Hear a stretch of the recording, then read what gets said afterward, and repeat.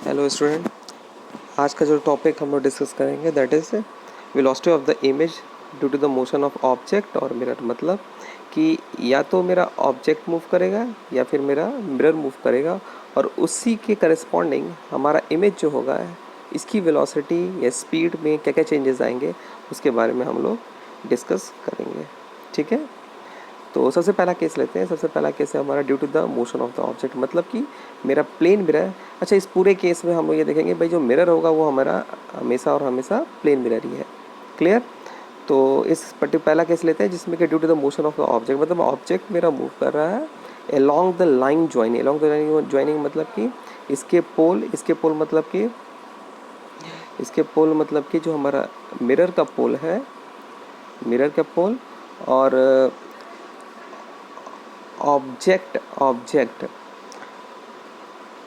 इसके line joining पर अगर हमारा ऑब्जेक्ट अगर मोशन कर रहा है तो उसके करस्पॉन्डिंग हमारी इमेज की जो लोकेशन है या इमेज की जो स्पीड है उसमें क्या चेंजेस आ रहा है।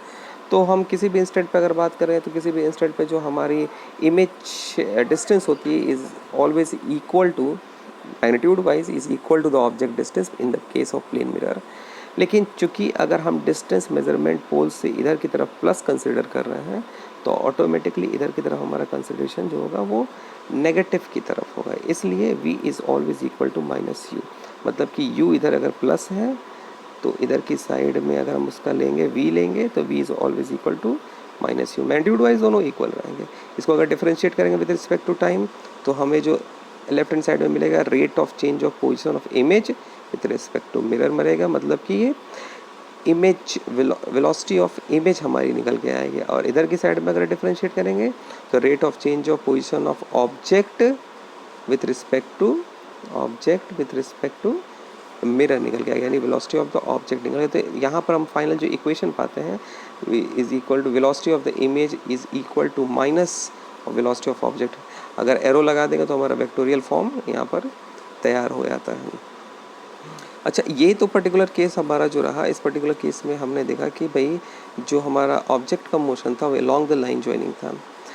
अच्छा, अगर हम लोग ऑब्जेक्ट की स्पीड को अगर हम perpendicular to the line joining कर दें, यानी कि हमारा ऑब्जेक्ट ऊपर की तरफ मूव करेगा। हमें पता है कि मिरर की लेंथ मान लेते हैं इनफाइनाइटली लॉन्ग है, तो इस पर्टिकुलर केस में जो हमारी इमेज की वेलोसिटी होगी वो उसी डायरेक्शन में ऊपर की तरफ मूव करेगी।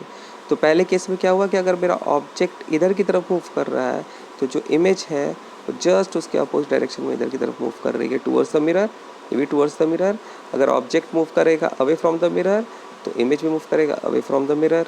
लेकिन अगर मैं वर्टिकल डायरेक्शन में बात करूँ, परपेंडिकुलर टू लाइन ज्वाइनिंग, तो इस केस में अगर ऑब्जेक्ट इधर मूव कर रहा है तो इमेज भी जो होगी मेरी वो इधर की तरफ मूव करेगी।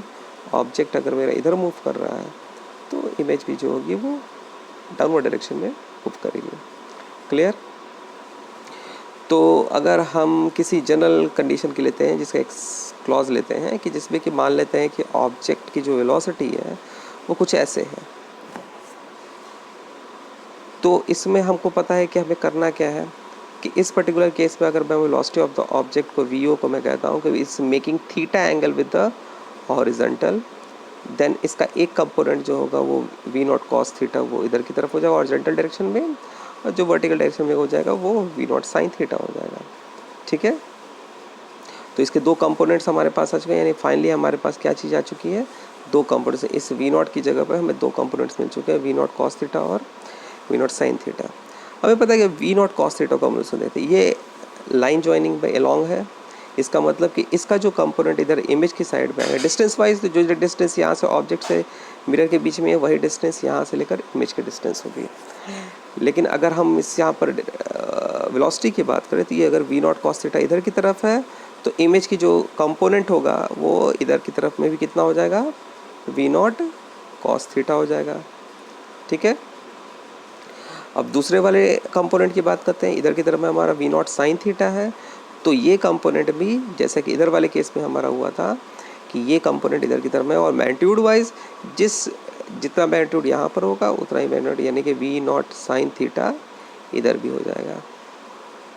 ठीक है, तो फाइनली हमारे पास जो इमेज की वेलोसिटी आ चुकी है वो ये है, वी नॉट कॉस थीटा इधर की तरफ लेफ्ट हैंड साइड की तरफ, और v naught sine theta, v naught cos theta इधर की तरफ, और वी नॉट साइन थीटा इधर। तो फाइनली हम इसका रिजल्टेंट फाइंड कर सकते हैं, किसी भी लॉ से, पैरेललोग्राम लॉ से हम इसका रिजल्टेंट कंपोनेंट निकाल सकते हैं।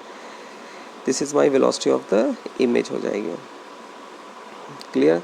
तो पहला केस हमने देखा कि जिसमें क्या है कि velocity of the image due to the motion of object हमने देखा।